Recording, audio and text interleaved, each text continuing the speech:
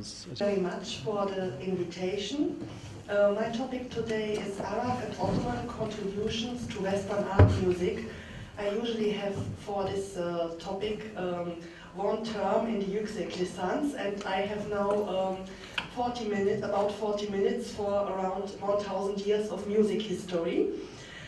First, a little bit about me. I'm from Germany. I'm now 4 years in Istanbul, and it means I have grown up in the classical Western conservatory system. And what they teach me since the early childhood is the superiority of Western music. I want to start now with my two favorite quotes about Western music. The superiority of classical music is so decisive that I'm almost tempted to rest my argument for the superiority of Western civilization based upon it alone. One of my favorites, the second one is, the Western mind is three-dimensional, whereas the Oriental mind tends to be only two. Anyone trained in Western music or familiar with its history understands its profound superiority of development in all aspects of the art. No other music in the world remotely compares with it. Seriously, I would now love to have a look on how it has started. So when this Western music is so superior, where it is coming from. And this is the field I'm researching about, and I'm kind of specialized. And at least we can start very early, directly after the fall of the Roman Empire. The barbarian invasion of Europe caused a widespread cultural decline. There was hunger, poverty, disputes dragged Europeans into an unprecedented level of cultural regression. The Church, the Catholic Church, assumed the monopoly of education, fighting all ideas coming from outside as paganism. So there was a condemnation of non-Christian intellectual material, and this continued until the 11th, even 12th century. The music we had at this time was monophonic, that means just one melody and nothing else. And it was mostly church music known as the Gregorian chant. But there is no evidence at this time that music was written down. There was this Bishop Isidore von Sevilla. He wrote in his work Etymology in 1625. So we should keep the melodies in mind, as nobody is able to write it down. We know from the antique Greek and Roman Empire that there was a kind of writing down music, but this knowledge had been lost. Nothing was really known to music theorists of Western Europe at this time. From the 6th to the 10th centuries, the dark ages in Western European history, the majority of society was sunk in ignorance. Just few people were able to read. Those who were able to read dedicated themselves to religious studies. And if we compare now the intellectual efforts and outcome in the West with those from the Muslim world, we can clearly claim that intellectual leadership passed about the 7th, 8th century to people of Arabic speech and remained with them for a lot of time, long centuries. Without the Islamic world, most of the Greek works would never have reached Europe.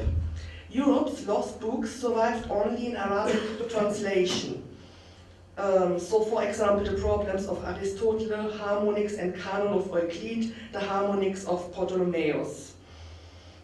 But how came this knowledge back to Europe, or new knowledge to Europe? So we have certain cultural bridges. I will start now with the first one, with Spain.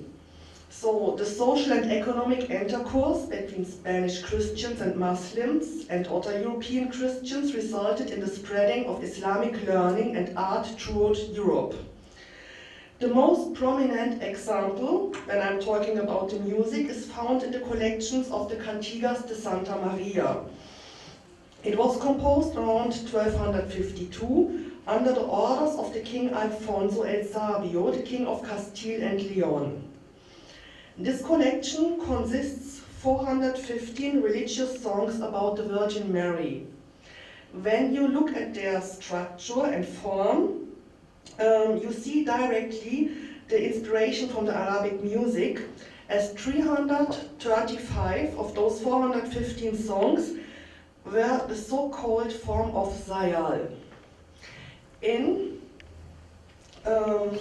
later periods, the lauds, compositions to praise God, appeared, and they also show the influence of Arabic musical forms.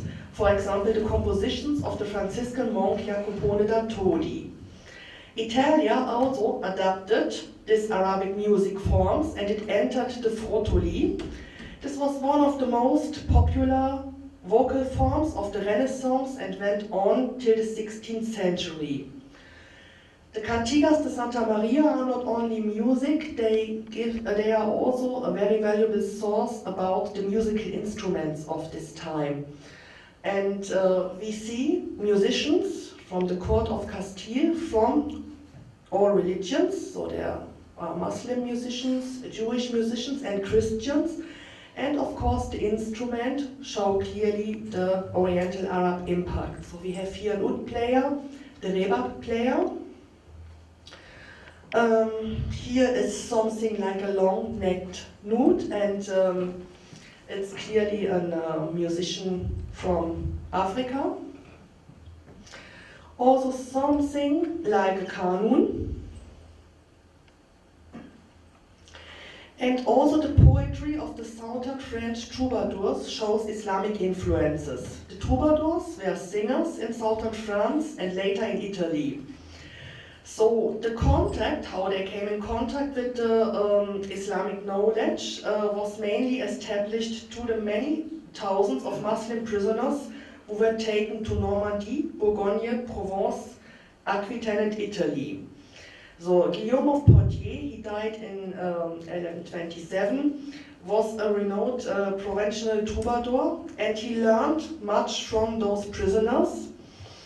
And also Pope Alexander II is known to have brought to Italy more than 1,000 Muslim women.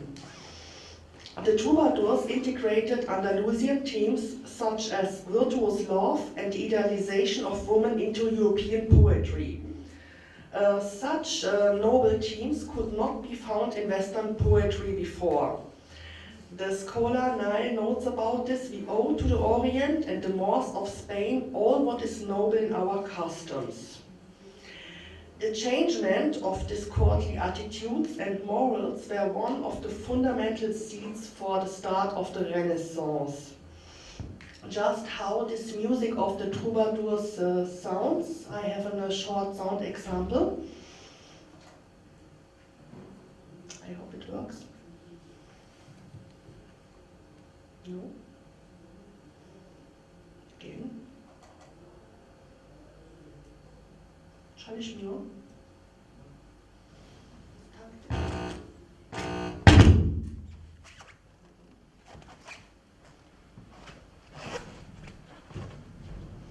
It is not working.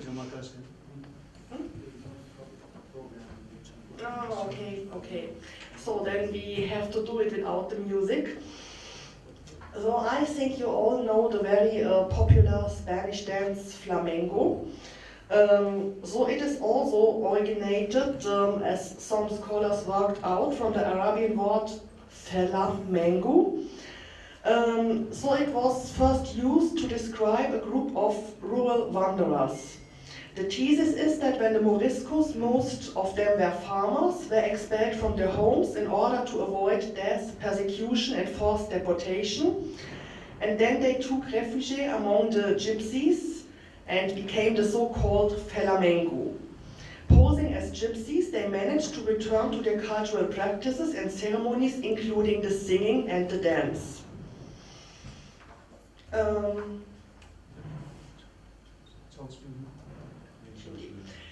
So, besides the music, also in this time, the famous Dante with the Divina Commedia, it is considered to be one of the masterpieces in world literature, also shows clearly Muslim influence. Historians have demonstrated his borrowing from the story of the ascension of the Prophet Muhammad to the heavens in writing his drama Divine Comedy. In the 28 Songs of Hell, you can see the Muslim influence, particularly the works of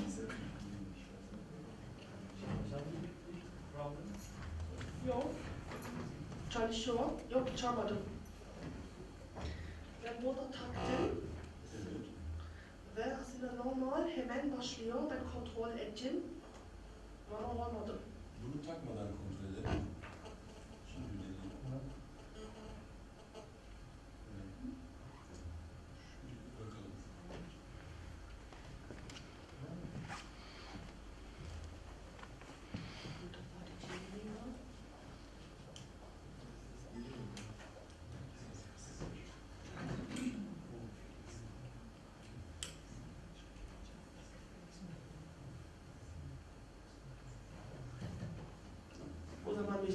Yani bunda değil, ya dosyada bir sıkıntı var.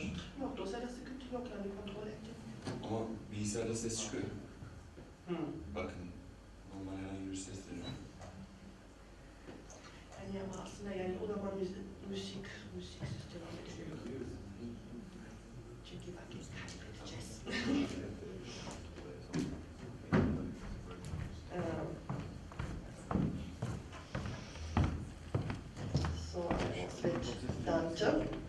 So Dante was borrowing the 28 songs of the Hell. So he was influenced by the works of Risalet al-Ghufran, the Message of Forgiveness of Abu Ala al-Mari, and so I'm not so good at the Arabic pronunciation, the Mishkat al-Anwar of Ibn al-Arabi. The transmission of those Andalusian Arabic thinkings to Dante was established through his teacher, Brunetto Latini, who was sent in 1260 as ambassador of Florence to the court of Alfonso. The next important cultural bridge is Sicily. It was both historically and geographically the natural meeting point of Greek, Arabic, and Latin civilization. So it was a natural avenue for the transmission of Eastern art and learning to the West. So Italy, after the Lombard invasion in the 6th century, was left also in cultural desolation. And the educational reforms of Charlemagne in the 9th century could not really repair the damage. After the arrival of the Muslims in Sicily, learning and education reached levels that made the island a source of both Greek and Arabic learning for Western Europe. So the dissemination of Muslim knowledge among the rest of Italian cities and Europe as a whole was given as greater impetus by the Norman occupation of Sicily. These Christian rulers allowed the Muslim civilization to continue to flourish and accepted what they inherited and passed it easily to the rest of Europe. Two famous names of those rulers is Roger II and Frederick II. Frederick II established the University of Naples in 1224, and under his rule Salerno became an important college. These two institutions also collected a large quantity of manuscripts, while teaching in them was essentially based on Arabic manuscripts and teachers. The next important cultural bridge are the Crusades. The contact established between European pilgrims, fighters and merchants and the Muslim population with their ways of life brought to the Crusaders a good deal about Muslim ideas, custom and instruments in the music. The Crusaders also borrowed especially the military musical instruments. Christian armies at this time were equipped with no more than trumpets and horns, while Muslim bands had a large variety of percussion instruments, trumpets and shams, or as it would be in Turkish, zurna. The question is now the transmission of knowledge. There are a lot of Christian scholars who spent some time studying in the lands of Islam, and it is widely known that music was taught in Andalusian colleges. Evidence shows there at least one scholar acquiring a very big knowledge of musical art forms from the Muslims and transmitted it to European circles. It is Gerber of Aurillac, later Pope Sylvester II, died in 1003. He played a very important part in the renewal of scientific thinking in Europe, and he was influential in spreading Muslim musical knowledge, including the musical theory. He studied in Andalusia, and this pope was also nicknamed the musician. We find a lot of the contribution of translators and their translation were also influential, particularly since the 12th century. Especially the ideas of Al-Farabi, Ibn Sina, they were translated into Latin and borrowed by many European scholars. Now we will have a closer look on the music theory. The Muslim influence on musical theory is really strongly denied by Western scholars. It was not all the time like this, especially in the late 18th century under the influence of the Age of Enlightenment.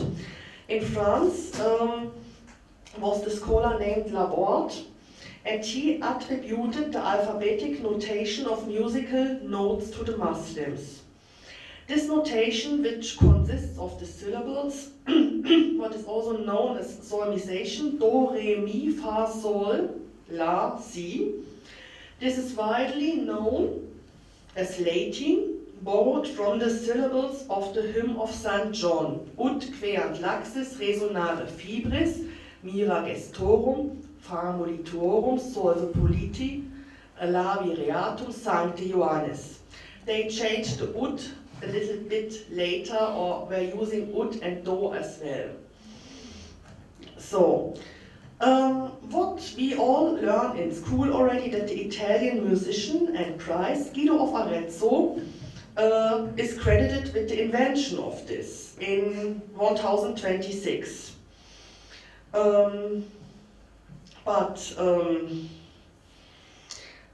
There is really striking evidence that Guido borrowed this idea from somewhere else, that he had adopted this theory from the Islamic world.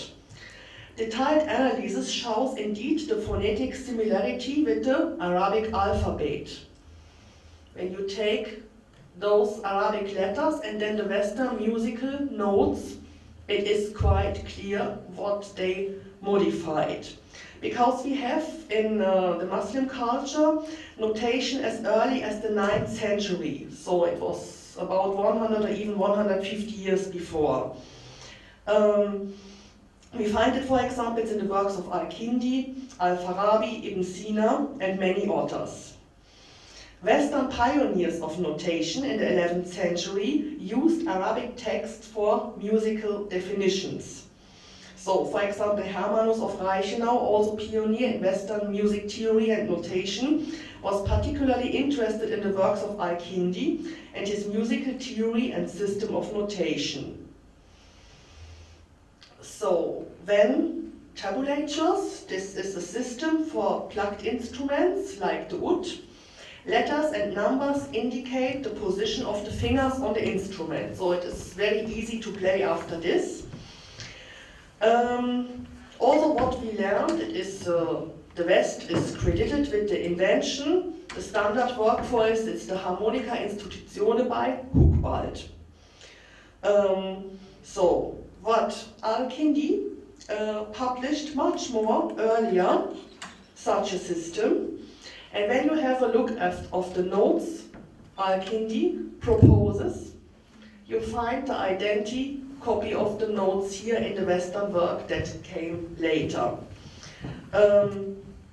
So also from this system of Al-Kindi, borrowed by Hucbald, derived the Western temperate tuning system for the octave, and this is the basis for the manufacture of instruments.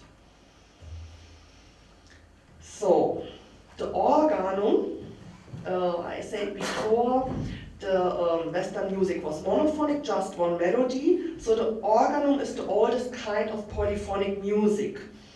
It is consisting of a continued parallel movement of voices in fifths or in fourths.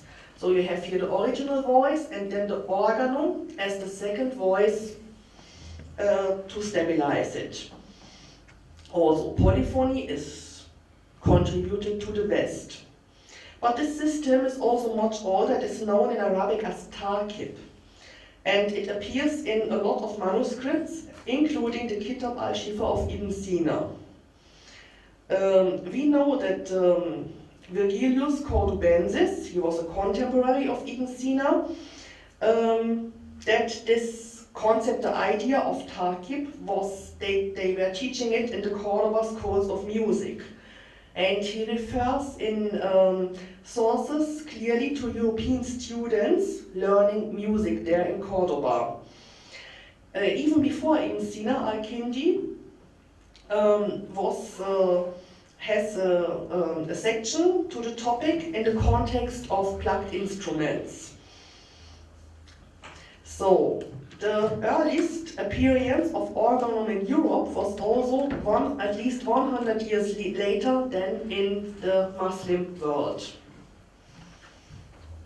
The next one is the instruments. So when you just look at the language evidence, there's a wide list of instruments. They are clearly established from Arabic originals. Names as lute, rebek, guitar, derived from Arabic models, others like shams and dulcina. So when you really have a look at this list, you find not any instrument that was originally Western. So, but I have one example, or two examples for two instruments. We have here the canon in the Cantigas de Santa Maria, also in a French miniature in the 13th century. During the Renaissance, the instrument changed, was modified to the dulcimelos and clavicimbalum. You still have here the canon shape, but just a keyboard was added. In the 17th century, the instrument called pantaleon, also still clearly the form of the canon with added keys. The 18th century harpsichord in Italy, and at least the modern concert piano. And the Western sitar. The other instrument, the rebab, was modified during the Middle Ages to the rebek. It changed also the position, how you keep it. And with a lot of transition, this instrument became the modern Western violin. So, it was very easy for Europeans at this time to get those Oriental instruments, as traders, scholars and pilgrims could easily buy such instruments and take them home. There's also evidence that at the time of Ibn Rushd, he died in 1198, that there was an industry which manufactured musical instruments, and some of them were exported, most probably to non-Muslims. The touring singers, musicians and poetry tellers visited Christian towns and villages, especially in northern Spain, southern France and Italy. And this is how Europe came in touch with the instruments and could modify them later. The last very important cultural bridge, the Ottomans. Since the fall of Constantinople, the Ottoman expansion kept Europe in suspense. But at the same time, Europe wanted to know the enemy better. Between 1480 and 1609, for example, in France, were published much more books about the Ottoman Empire, the history, traditions and religion, as about the recently discovered Americas. Turkish prints, or in German Türkendrucke, became popular during the 16th century. We can also compare those publications with the yellow press and some newspapers in the In the West nowadays, with all the Islamophobic publication, it is still the same principle. Horror stories and crimes committed by the Ottomans to increase fear and at least Islamophobia.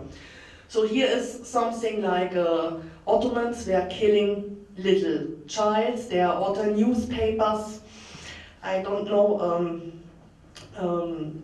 there is a German newspaper, it is called the Bild-Zeitung, it is really very bad yellow press.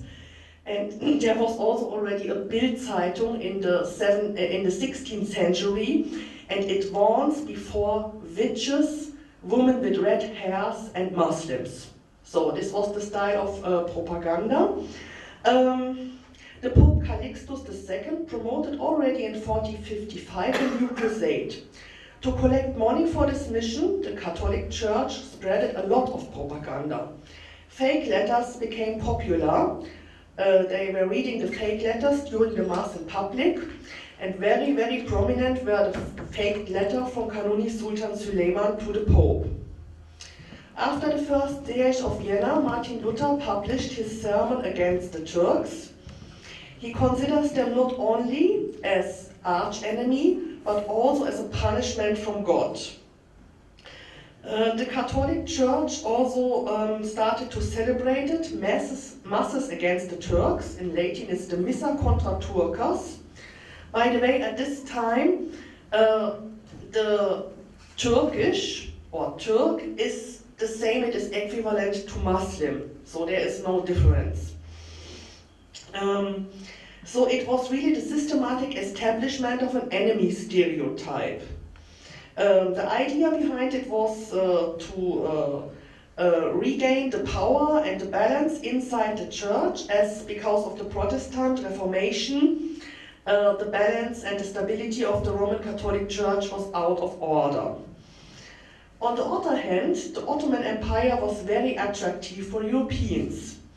Reformation and peasant wars had ruined the estate-based society. An immigration to the Ottoman Empire promised a more secure life. Social advancement was possible there, as well as religious freedom was given. We had at this time in Germany the principle cuius regio, eius religio. It means the person who belongs to land also belongs to religion. So when your count was a Protestant and you have been a Catholic, you had a problem. You had to change the religion or you left. And at this time, most of all towards the Ottoman Empire, as you could leave there your religion and also have really a better life.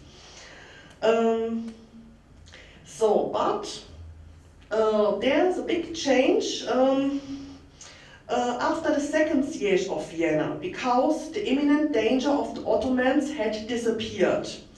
The interest for the foreign and exotic culture increased.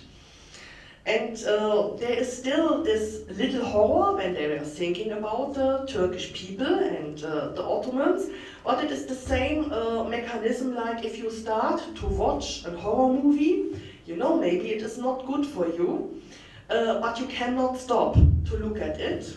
And so this is the same. So Turkish, Muslims, Ottomans, it is something horrible you are still afraid of, but you always want to know more about it.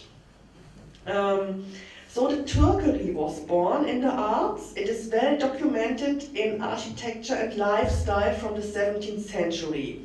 Turkish topics became common at the court festivals. So the common ensemble type in the military music consisted of two oboes, bassoons and horns.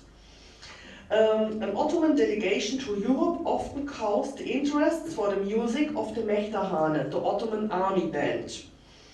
Vienna, for example, was able to listen to an original Mechtah in 1665 when Kara Mehmet Ağa came for a diplomatic visit. The imitation of Turkish music was common at court festivals.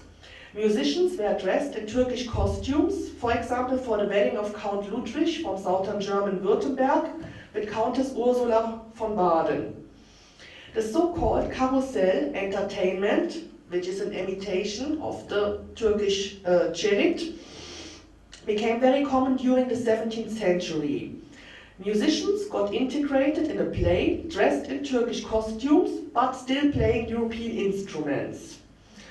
Other sources for Turkish music were the increasing amount of travel reports from the Ottoman Empire, especially from Istanbul. Salomon Schweiger, a Protestant priest in a service at the Habsburg court, published the first notation of Mehter music in 1968. This is also from his travel report, some Turkish instrument, Turkish musicians. Some years later, Schweiger also published the first German translation of the Quran. It was not a translation directly from Arabic into German, it was taken from the Latin version of the Quran. And it is not it is more a critical translation still, as we are in 1616, the Ottoman danger is not over yet. They are still living in fear of Ottomans. So it is really also inside this translation of the Quran kind of a propaganda. The first Turkish instruments really incorporated in Western music were percussion instruments. It was not longer limited to military music. For example, Nikolaus Adam Strunk uses in his opera Esther, performed in 1680 in Hamburg, the Turkish zil percussion. So how did he came in touch with it? There are sources that he has heard an original Mehter during his visit in Vienna when there was the mission of Süleyman Ağa in 1661. At the beginning of the 17th century, the original Mehter came in fashion at European courts. It is like today, people want to have a big car or a yacht, and a sovereign in the beginning of the 18th century wanted to have as an object of prestige an Ottoman army band. And the Sultan was sending original bands. Poland had the first already in 1673. The Saxonian court, all in all a center for Turkish fashion at this time, had, for example, an ensemble consisting of 1 nakare, 8 zona players, 2 davul and 2 zil. Vienna got its first original Mehter in 1697 as a gift from the Sultan. Russia followed in 1725. The concertmaster Schnurfall was sent from St. Petersburg to Istanbul to select the ensemble and to study Turkish music better.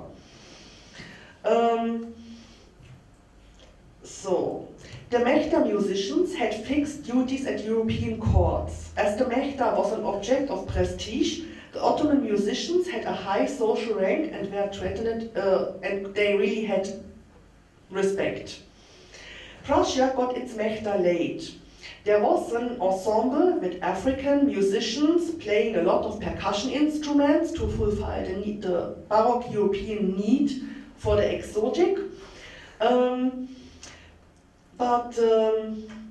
And they played when the Ottoman ambassador Ahmed Resmi Effendi came the first time in 1763 to Berlin, and they played for him Turkish music. The source tells us that he started to laugh about it and said that's everything but not Turkish music. After this, the Prussian king had an original Mehter in duty, and we know at this time the first Ottoman embassy was established in Berlin. 15 musicians were in duty at this embassy in Berlin. The term for this kind of music is Janissary music or Turkish music. And this is a little bit difficult as it means Janissary music or Turkish music can mean the original Mehter, the type of music, sometimes the instruments, especially the percussion instruments, or a Western ensemble trying to imitate Turkish music. Because it was your only choice when you are a poor count or a poor prince and you cannot afford an original Mehter, then you had to copy it with Turkish costumes and Western instruments. And to get the typical character and noise, you added a lot of percussion instruments. So they developed a new emerging ensemble type in the 18th century consisting of 2 horns, 2 oboes, clarinets, 1 trumpet, a piccolo flute to give really this sharp color to the music, different drum types and cimels. The Turkish music marks the birth of the modern wind band without impact from the Mechta, not only one wind band in the world. So here you can see those typical Turkish percussion instruments from a museum in Germany. Courts, but later also municipalities had such Turkish bands in duty. So they played for dance, to entertain, for everything. So here you can see a typical Turkish music in the late 18th century. The Turkish bands disappeared after the French Revolution from the courts, but both the term Turkish music and Janissary music were applied to military bands and municipal bands. This tradition ended, for example, in Germany after the First World War. And you can also find in a lot of scores from symphony orchestra the name Turkish music for the percussion section in the orchestra. When I'm talking now about wind band, we should just think a little bit about Donizetti Pasha. So this event is for me also one of the most funny things in music history. The same like the claim that the West is superior.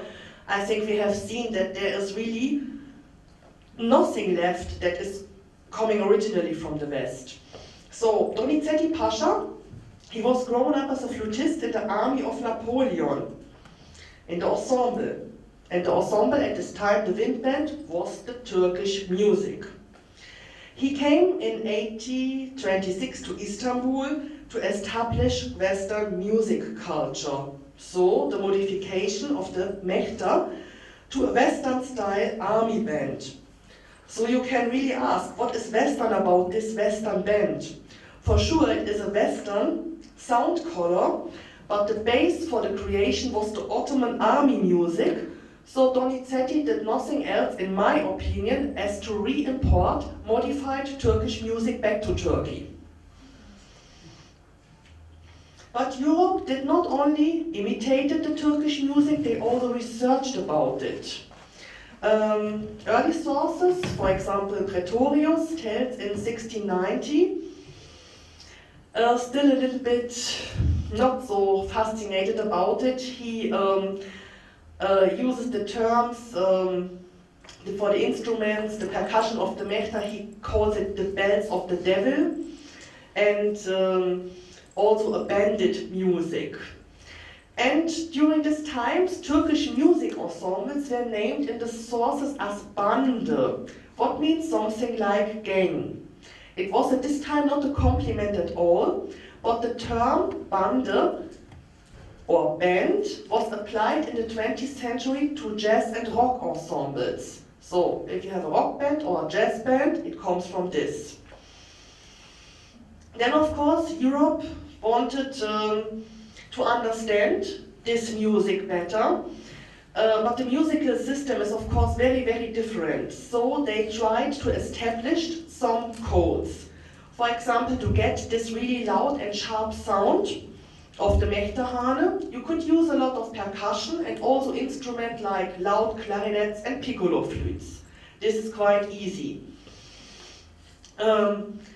So, as Western music was at this time already polyphonic music and the Turkish music still monophonic Texas, you had to simplify it. It was also not a big problem. The biggest challenge is of course the Makam system. When a Western ear is listening to Turkish or Arabic Makam music, they think it is like an unprepared change from the major to the minor mode. So this they could also transform. The biggest challenge is the rhythmical system, the usul, this permanent rhythmic pattern. Then of course embellishment in the melody, and also parts seem to repeat all the time. So during the 18th century they really developed a code for the audience Sometimes it was just enough to add a percussion, a drum, to just normal Western music, that the audience got directly the idea of the Turkishness. So there is the code of the exotic in the music. One of the most also political interesting stories is the story around the middle class aristocrat from Molière and with the music from Lully. Suleiman A was sent in 1669 as ambassador at the French court, and the Sun King did a lot of effort. He prepared the court like an Ottoman sarai, he went to the tailor, he was dressed up like the Sultan, but Suleiman A came in really lousy clothes and told him, it was not showing him enough respect. He told him something like, you know, the Sultan is much more bigger than you. The Sun King was not very happy with this, so he was kicking him out from the court. And Suleiman A took a residence in Paris, and this was also the time Europe came in touch with the Turkish coffee culture, because he invited a lot of people into his house and made Turkish coffee for them. But the Sun King was about this diplomatic issue so angry that he ordered from the writer Molière and Lully, the musician, a piece to ridiculize the Turkish people. And the outcome of this is the Turkish act in the middle class aristocrat. It begins with a march, an imitation of Mehter music, and after it adds a Mevlevi ceremony. They speak there on the stage some fantasy Turkish, and they had sources from travelers to the east to make it as most authentic as possible. And also we know from sources that really Turkish instruments were used in this piece, especially percussion instruments, as they were existing in the royal collection in Paris. There was also Petit de la Croix. He was a traveler and scholar about Persian and Ottoman culture, and he suggested to the French court, you should add Turkish instruments and Turkish music to the operas and ballets at the court, because the music would be so much more colorful. So there was madness about all kinds of Turkish things. First, they wanted to satisfy their desire for exotic things, but the next interesting thing is they believed that they found again the lost Greek music in the Turkish music, as the Greek antique times were the most inspiring source for the Baroque period. Then in Vienna was also, in the 18th century, was really familiar with the sounds of the Mehter. Since 1741, the military ensembles was structured according to the principle of the Turkish music. And those instruments and also the style inspired the big names of the Vienna classic age, like Mozart, Haydn, Beethoven or Gluck. So there was the jump from the wind bands to the symphony orchestra.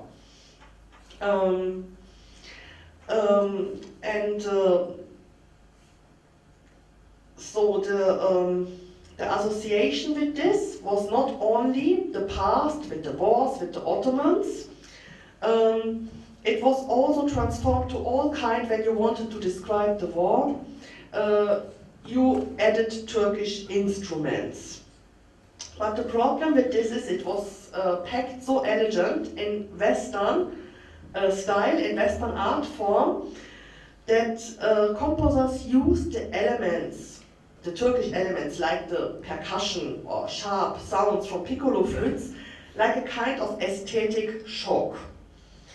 So you can say that those works of the classical period, Turkish classical works, were so far away from original Turkish music that a Turkish person would not recognize them anymore as Turkish music. And this was exactly this what the audience in Vienna wanted. is again this musical horror movie. You listen to a lot of noise from the percussion or from not so nice piccolo flutes, and you have this little shock, and you can still stand it. It's just a moment of ah. And this is what they wanted. Also, it jumped then from the symphony orchestra to the salons of the rich people, as there were pianos with the so-called Janissary stop. It was a mechanic that allowed to use percussion integrated in the piano to add also this color of percussion to the music. For example, Mozart's alla turca, this very famous rondo, I think everybody knows it. The question is, how Turkish is Mozart's rondo alla turca? If you compare, for example, this with contemporary Peschrev, then you find really a lot of things that it is really like Mechta music. But the most interesting thing is this theory that the musicologist, the French musicologist Pinchale discovered in 1917 when he was in Algeria, that there were just little guys in the street, they were singing this melody of Mozart's alla turca. And he asked, what's that for a melody? And the elder people in the village told him, this is an old Janissary song. When the Janissaries came to collect the taxes, they were singing these songs. This song came somehow, I think, to Paris because there are two composers, both Mozart and Gluck, who are using the same melody in their works. Then also very popular in the 18th century were the Turkish operas. So this is a lot of drama and passion, especially stories from the Serai were closing a leg in European literature. We have there three main topics. That is the Bayezid or Timur Lenk. Then the second one, everything around Kanuni Sultan Süleyman, Hürrem and the harem. And then also this old thing with the abduction. There's a European lady and she gets kidnapped and then they sell her to a harem and then there comes the European hero and takes her out of the harem. So this is then it changed in the operas because we have before this image of the really cruel Turk and just these idiots from the harem who are kidnapping the European girls. And at the end of the 18th century, it changes because the image goes more towards the wise Harun al-Rashid, and this fits to the spirit of the Age of Enlightenment. Because now it's also on stage possible, according to the definition of Rousseau, that a Muslim can also be a good person. Before it was not like this. Now we see on stage, okay, they are human beings like we all, he's also a good person. Then the last one, the last impact, is just all at all the music of the Mevlevi. The Mevlevi had, besides the Mechta, inspired the Europeans a lot. There's not a single travel report who is not mentioning the whirling dervishes. We have the earliest notation of the Mevlevi music because the Westerners had access to the Galata Mevlevi harness. It was very easy for them to join the Ayin in 1715. And but the most interesting thing in this kind happened around 1820. There was Valentin von Hussa. He was an Austrian and he did translation works here at the Austrian Habsburg Embassy in Istanbul, and he was very interested in the music of the Mevlevi. And he managed it somehow to learn 7 complete Mevlevi ayin. And when he came to Vienna, he met the composer Abel Stadler. He was both friend of Mozart and Beethoven, and they were sitting together, and Hussard was singing all the time those Aien, and Stadler wrote it down.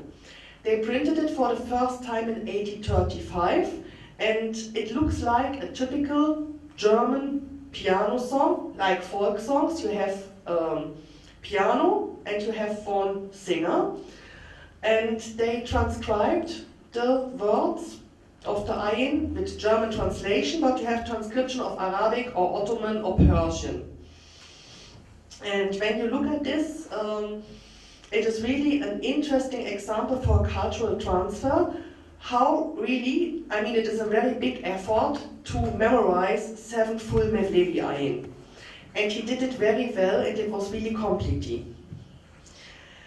So, as I told you before, I hope I could give you a little insight into this topic. I usually have half a year for all of this, for this 1,000 years. So what I can say, the Western music would never exist without the impacts of the Muslim world. And also later the Ottoman impacts are very, very important. The classical symphony orchestra, the opera stage, a lot of chamber music, and all our instruments would not exist in this way. Unfortunately, in the West, they still denied where the impacts really are coming from. And what I hope that especially we here in Turkey can do an effort to correct this in the music history, as in my opinion Istanbul is the perfect place for this, as West and East are meeting here and we have all forms of music here. So I hope for the future that the next generation of musicologists and musicians can really learn the truth about the development of Western music. And if I can contribute to it, then I would be happy and my mission would be completed. Thank you very much.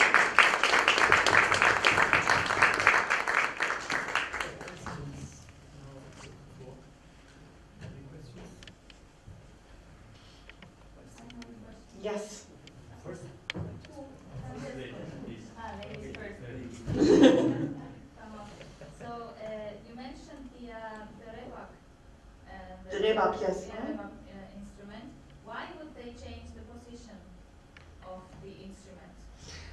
So why they change? So this is a very long development, and you have a big variety of all types of this instrument. So when you have the instrument in this position in the one city, if you go 200 kilometers to another place in this time, the instrument is maybe much more bigger and somebody keeps it different. And so why they exactly changed the position, I also don't know. They took the shapes. I think it is just maybe, as instrumental music was at this time, mostly dance music, as instruments were forbidden in the church, it is much more easy to dance when you play in this style as when you have it like the rebab, this. This could be a possible explanation. First of all, thank you very much for your presentation. It's very interesting. And I would like to do a question, but my technical language is very limited. Yeah. Okay. So I will try to explain, and if there is something that is wrong, you will tell me, and I will try to Okay. make it better. But the point is, I totally agree about the superiority. I don't think this kind of categories works. There is not a superior music than another. I think there are different ways to develop. And for what I understood, but maybe I'm doing a mistake, maybe it's an Orientalist point of view, is that Western music developed more in the harmonic dimension of the music.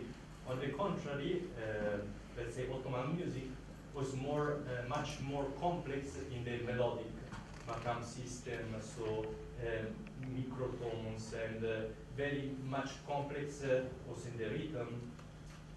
first of all, my question is it we can speak in this term, we can talk in this term, we can say that actually Western music developed more in the harmonic dimension, and Ottoman music was much more developed in the melodic.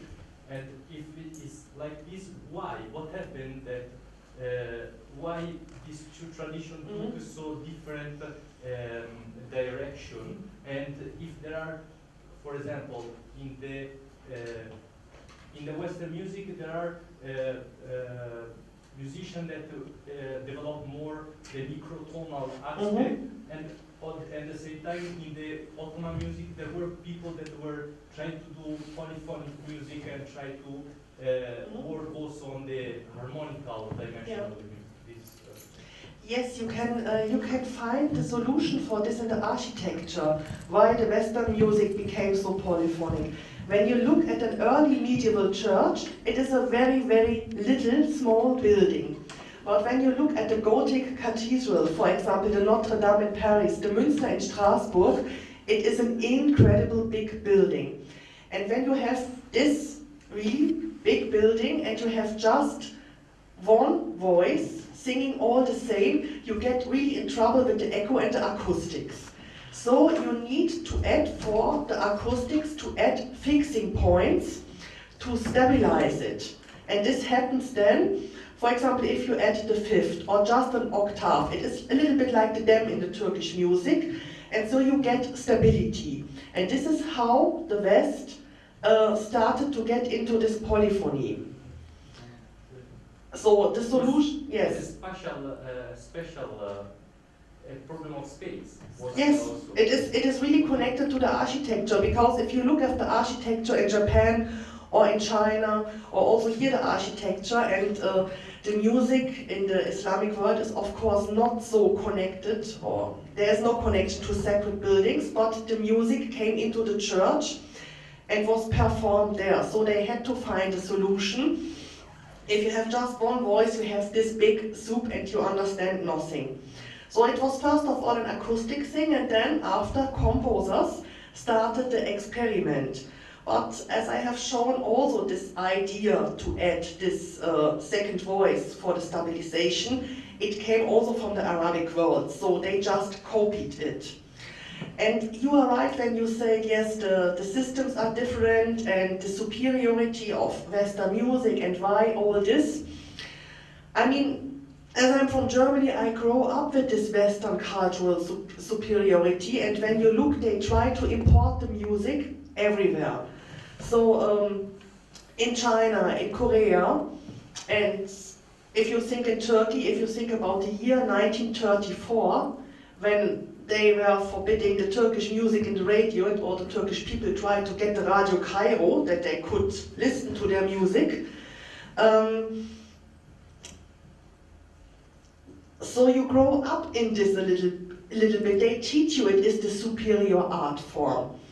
And also when you are a musicologist, for example, they say musicologist to you when you deal with the Western classical music. When you are busy with Bach and with Beethoven, you are a musicologist. When you research about Ottoman music, they call you ethnomusicologist. And ethnomusicologist sounds all the time like you are in the jungle with a microphone and just collecting the songs of some people there. So this is also a kind of white supremacy. And Ottoman music, as the Persian music, also Chinese and Indian music, is so complex. And for me, it's just one word and one music. So everything is equal. So it should not be this kind of racism into the music. The one system is better. I mean, this is also when you look, there is in Fatih, there is a new Sanat Merkezi, and they only teach the Western instruments there. And I ask, why? Why are you not also teaching Turkish instruments there? What's the reason for this? So I cannot understand. I totally agree with you. More I'm Italian, not Turkish, and the supremacy is present also in the language. I mean, Yeah. the language of music is look like it's Italian. And I came here for learning music, Turkish music, and the teacher speak me with Italian words. And This is a crazy system. Why you speak staccato? You have to do staccato. This is Italian word, and for playing tambour, they use this word. I did, for example, in the Marmara Ilahiyat, I did also a lecture about the development of the musical notation in the West, and also when the German composer Paul Hindemith suggested the conservatory system for Turkey when they founded the Ankara Conservatory in 1935 or what it was, and Hindemith suggested the French conservatory system for Turkey. What is okay for the Western instruments, but when you teach Turkish music, what is transmitted with the Meşk system, in this Western style, conservatory style, okay. So, but they learn, regardless if it's a Turkish instrument or a Western instrument, this do, re, mi, fa, sol, la, si, do. And I asked in the Ilahiyat, so when you learn an Ilahi, a new Ilahi, a musician, are you using do, re, mi, fa, sol, la, si, do? I said yes. So first of all, when you believe the Western theory, you are learning an Islamic song with an Catholic hymnus. That's also interesting. But as we have seen, as they derived from the Arabic alphabet, it is okay that you can do it. So, but no music history book in the West, and also not the publications here in Turkey tell you that. There's only, even when I have the music history books for the Lise, as I'm also teaching music history in the Lise, it starts with Guido of Arezzo was inventing this and was inventing this. So there is no credit for the Arabic and for the Muslim world. And I consider really the Muslim world as the architect of this art form. So. My question is more about history writing, dominant form of history writing about your discipline. Are they really, the dominant way of writing it is more to do with the searching of the origin. And for instance, is there any other way of writing history of these instruments as if it's in hybridity or that kind of voice? Do you have that kind of voice in your history writing? You mean for instance, letter. There are a lot of different stories about how the paper was first invented. Mm-hmm. And one says, it was invented in 800 years. It started somewhere and it travels all around the world, and it emerged as a thing later on. Mm-hmm. They reject that form of origin, search of origin kind of endeavor. Is it possible to approach this from that perspective? So, for example, when you mean the origin of a music instrument. Exactly. Yes, it's not the West, but the Muslim, or it's not the Muslim, but the West. And why do we get into this kind of dialogue? Yes, I mean, this is it depends. Some people just start with the point. When you read the book, so it is like, oh, there's a new instrument. Oh, cool! It is 1225, and we have the first time a rebec. So it sounds like, oh, it was falling down. It was raining a rebec, and we are now using it in the music.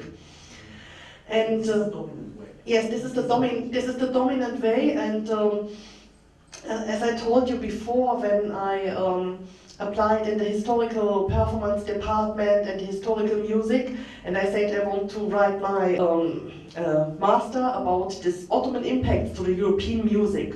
They were not accepting it for 1.5 years. They said nobody is interested in this topic, what do you want to write? And then they needed 2 years to correct this thesis, and they do it usually within 1 or 2 months.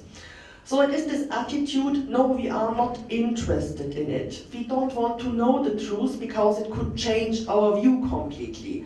There's just a very little club of maybe 4 or 5 persons in the Western world who really see where it is coming from. But school, even university, I heard never in the conservatory just about those origins. Till I was maybe 25 or 28, I believed, yes, it was Guido of Arezzo.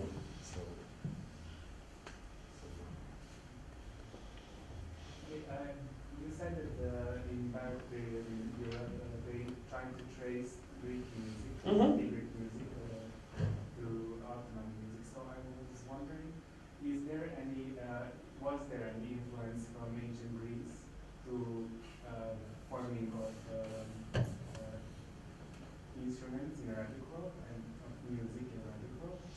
Or was there any influence from ancient Iran?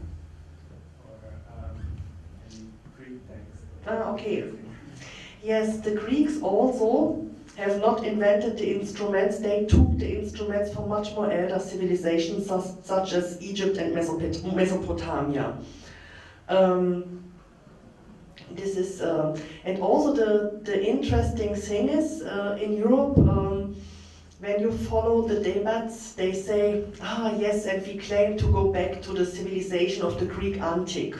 And isn't it interesting that they try to take their Christian identity from the polytheistic Greek culture instead of saying, okay, we have there also the Ottoman monotheistic religion that is so much more closer to us.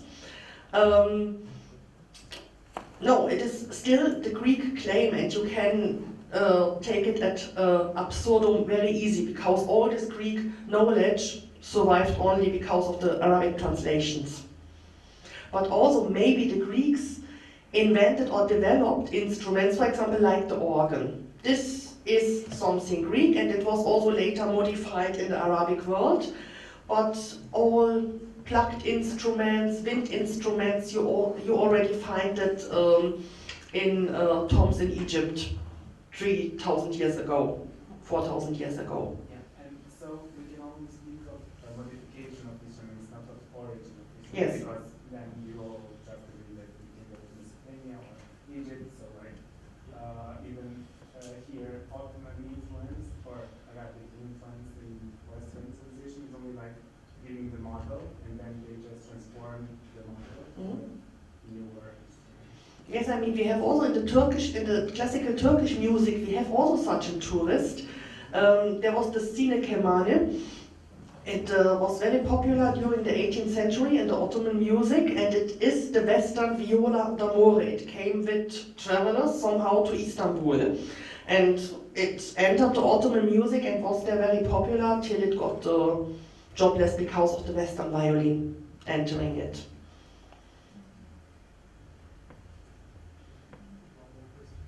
Yes. Thank you for your presentation. We know that the music is used in Anatolia, many places, for psychiatric treatments. Is there an example that music is used in European history for psychiatric treatments? No, I have no evidence for this, because especially during the Middle Ages there was always the problem with the church condemning the instrumental music. So the only music what was okay was the choral in the church. And we have a lot of edicts, for example, forbidding the people to dance. And I don't know anything about treatment with music or kind of music therapy. So this is, no, I never heard about. I know, for example, like this wonderful Schieferhahn in Edirne. I don't know that there's anything like this. Later on in the Baroque period, yes. And also we have then the travel reports from Istanbul. I have a French source, for example, from the 17th century, and he is describing this treatment very, very, very in detail. But that it got adopted, no. As far as I know, not. Thank you for your presentation. I was just wondering, when you speak of Islamic music, does it have some essentials that would make it Islamic and make it universal, that you can find it, what you can find it in the Oriental world, such as in the Middle East, in the Ottoman, which you can also find it in the Mali world, in Southeast Asia, which also you can find it in India, that make it universal and make it Islamic? Now, or is it a product of an accumulation of culmination of various cultural expressions as Islamic politics expands over its horizons, or something that is an individual psychological satisfaction as they hear sounds from their surroundings, and does it make it develop into their own musicality? So I don't know how you, if there's a need or necessity to have a paradigmatic divisions, whether it is Western or Islamic per se. I mean, when you say, okay, every human being is born as a Muslim, then all music is Islamic.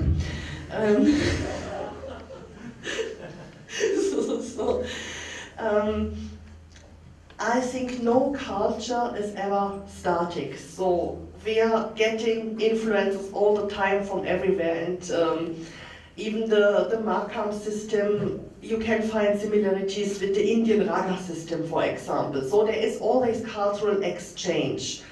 But what is for me important to work out is there is this natural cultural exchange. For example, also when a lot of Moriscos emigrated to the Americas, you can even find the impact of this Arabic musical forms in typical South American dances and music from there.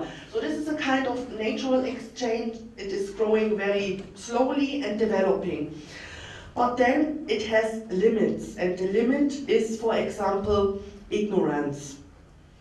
And when you have such a thing like the Christian Europe in the early medieval times, with just a few people able to read, even not the king was able to read,